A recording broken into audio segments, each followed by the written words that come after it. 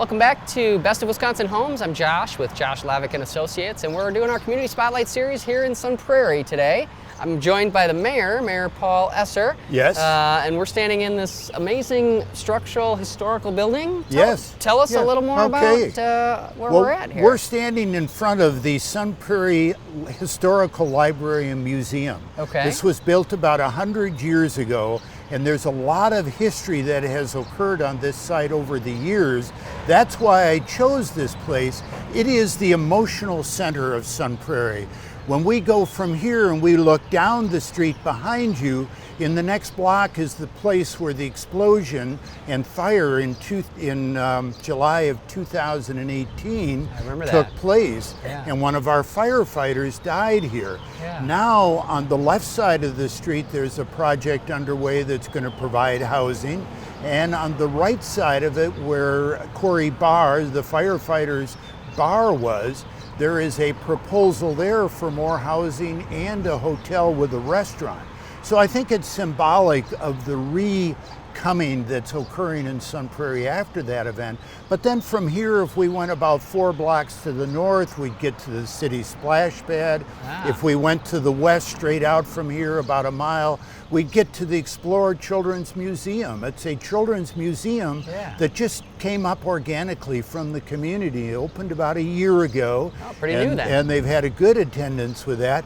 Then if we went to the south a ways, we would come to the city's Family Aquatic Center. Okay. Something that is our pool and water slide. Good thing on a hot day like today. A major renovation coming in a couple of years. Yeah, on a hot day like this, it would be perfect. Yeah. Next to it is the Sun Prairie Library, also due for renovation in a couple of years and adding 60,000 square feet. And then we continue to the west, and we're going to get to Prairie Lakes at the west edge of the city of Sun Prairie. Out there is a Hilton Garden Inn, along with Johnny's Italian Steakhouse, a movie theater, and scores of shops and restaurants in that area. So, and then surrounding us, all sides of us, are additional housing coming. So I thought this was a good place for us to start. Well, it seems like, we're right in the heart of Sun Prairie. We are. And all this development and new projects and new things going on. I mean, why is Sun Prairie growing so much? I mean, what's happened? What is it about this place? So the story to that is simple. It's not what people are thinking about, but Sun Prairie is growing because Dane County is growing. Sure. So Dane County is about 600,000 people. It's going to grow 200,000 to 300,000 more people in the next 20 to 30 years. Those people that are moving into Sun Prairie are coming to Dane County because there's a lot of good jobs here. State, university, and all the private employers here. But those people moving in from California and Nebraska aren't moving into Sun Prairie. They don't know about us. But they get into the area, they're looking for a place to put down roots. We've got good schools, good library, good community with a good police department, and they decide to come to Sun Prairie. Well, that makes sense. Well, speaking of some of those people you were talking about that might be moving here, what would you say to some of those people that have never been here before? What are some things that you think they really should know about the community and that kind of thing? Well, they need to know that we've got a good library and a good police department. We're forward-looking. We've got a commitment to diversity and inclusion. Absolutely. Okay.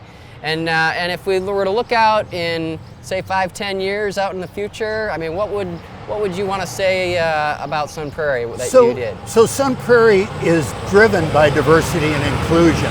That's something that's coming in the United States. It's coming here to Sun Prairie. It's been my #1 reason for wanting to be mayor. I believe that if we do a better job of including people into the life of this community, diverse people, diverse by race and ethnicity, sexual orientation, gender identity, we're going to make this a healthier place, and we tell those people they're going to be safe, they've got a future here, and we want them. We're building a better community.